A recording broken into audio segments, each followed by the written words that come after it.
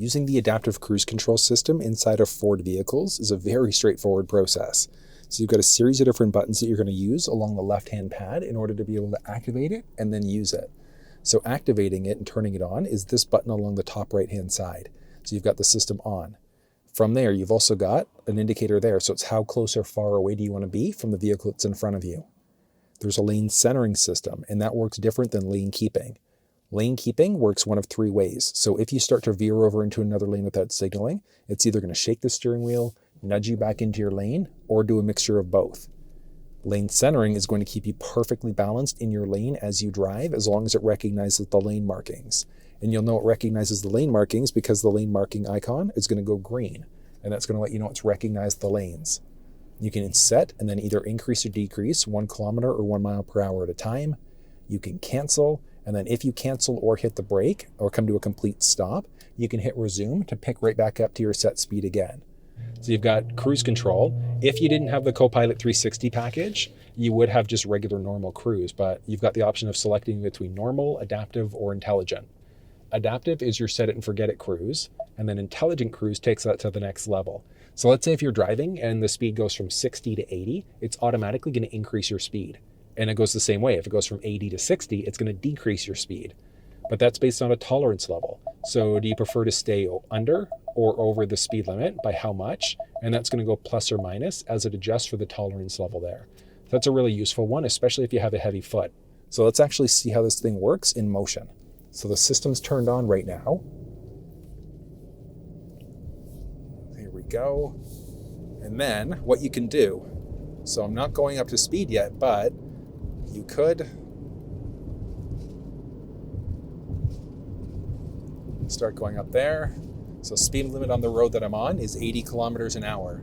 So you can see there I'm set to 80 and the lanes are green. That means that the vehicle recognizes the lane markings. And same thing, that lane centering system, so that green steering wheel is also turned on. So that means that the vehicle lane centering system is also going to be active right now. So all we're doing, just cruising. You can see there, I've got the speed currently set to 80 kilometers an hour because I'm on an 80 kilometer an hour road. So we're just going, we're going to come up to a bend in a quick second here, but you can increase or decrease 1 kilometer, 1 mile per hour at a time. You can hit the X button there to cancel it out. You hit resume in order to bring it back up to your set speed again. So same idea, I can hit the brake to cancel. I can hit resume in order to bring it back up. Now we're going around a bend, and as of right now, so it's doing most of the work for me there. Same thing, another bend's coming up, and same idea. So you could obviously hang onto the wheel and you're turning as necessary there, but it is nice to know that the vehicle can adjust that for you automatically. Now, there's the adaptive cruise, which is what I have enabled, but there's also intelligent cruise. So we're about to go from an 80 road down to a 60. So what the vehicle is going to do is once it recognizes it's at a 60, it's going to start slowing me down automatically. So it should start 60, and it's going to start slowing me down here. Slowing me down nice and rapidly there. There we go.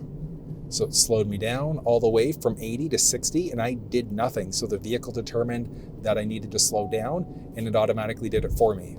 And it's saying canceled now because it doesn't recognize the lane markings. So that's one thing. It has to recognize lane markings in order for the lane centering system and the lane keeping systems to work.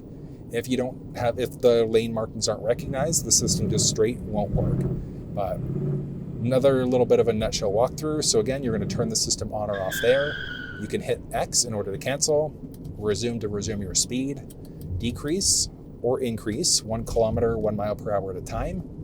There's the lane centering system and then a distance indicator.